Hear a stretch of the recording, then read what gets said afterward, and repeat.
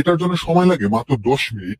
এরপর এটা দেখুন, এই যে লোকগুলো সিরিয়াল দিয়ে দাঁড়িয়ে আছে, এটার কারণ হচ্ছে এই যে এখান দিয়ে পানি নেমে যাচ্ছে, এই পানির সাথে অনেকগুলো মাছ এখান দিয়ে নেমে যাচ্ছে, আর সেই মাছগুলোকে ধরার জন্য এখানে এইভাবে সিরিয়াল দিয়ে দাঁড়িয়ে আছে।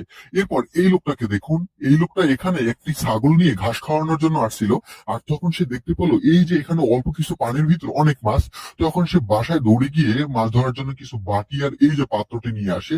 আর এটার ভিতর যখন সে মাছ ধরার জন্য নামে, তখন সে কল্পনা করতে পারেনি আসলে এটার ভিতর এতগুলো মাছ থাকবে। আর এক একটা মাছ দেখুন কত বড় বড়, এত অল্প পানির ভিতর। আর এই মাছগুলো কিন্তু থাই মাগুর। আমাদের দেশে থাই মাগুর পাওয়া যায় না, আমাদের দেশে মাগুরগুলো আকৃতিতে ছোট হয়ে থাকে। আর চায়নার থাই মাগুরের আকৃতি দেখুন, এক একটা মাছ কত বড়।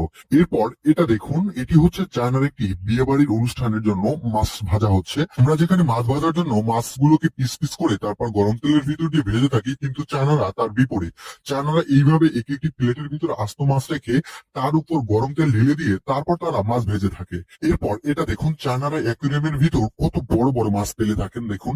আমাদের অ্যাকুরিয়ামে কিন্তু আমরা সাধারণত ছোট ছোট মাছ পালি, কিন্তু চায়নারা দেখুন অ্যাকুরিয়ামের ভিতর কত বড় বড় দুটি মাছ পালতেছে।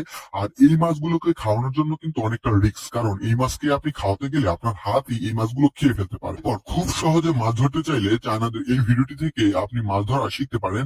এর জন্য দেখুন, এই যে একটি জালের ভিতর একটি মাংসের টুকরা দিয়ে সেটার সাথে একটা কেমিক্যাল দিয়ে এই জালটা পানির ভিতর ফেলে দিল, দেখা যাক কি মাছ পায়। তবে এই জালটি কিন্তু এই পানির ভিতর 10 থেকে 15 মিনিট ছিল।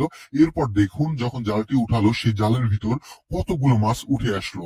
এরপর এই সুন্দরী মেয়েটিকে দেখুন, এই মেয়েটি এখন এই তরমুজটি কেটে দেখাবে যে এটি পেকেছে কিনা। মূলত এই মেয়েটি এই তরমুজ ক্ষেতটির মালিক। সে বিক্রি করার আগে তরমুজগুলো ঠিক এইভাবে কেটে দেখায় যাতে ক্রেতা কোনোভাবেই না ঠকে যায়। আমাদের দেশে যেখানে তরমুজ কিনতে গেলে বিক্রেতারা আমাদেরকে এমন ভাবে তরমুজ ধরিয়ে দেয়, বাসায় আনার পর দেখি সে তরমুজগুলো একদম কাঁচা, আমরা ঠকে যাই। কিন্তু চায়নাতে কখনোই এটা হয় না।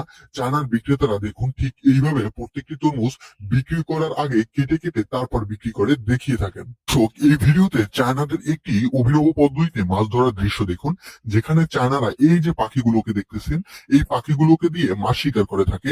আর এই পাখিগুলো তারা শুধুমাত্র পেলেই থাকেন মাছ শিকার করার জন্য। এরপর এই সুন্দরী মেয়েটাকে দেখুন, সে যখন তরকারি রান্না করার জন্য তরকারিতে লবণ দিতে গেল, তখন হাত থেকে অর্ধেক লবণ তরকারির ভিতর পড়ে গেল। তো সে ভাবলো এত লবণের তরকারি তো খাওয়া যাবে না, তো দোষটা স্বামীর ঘাড়ে চাপিয়ে দিই।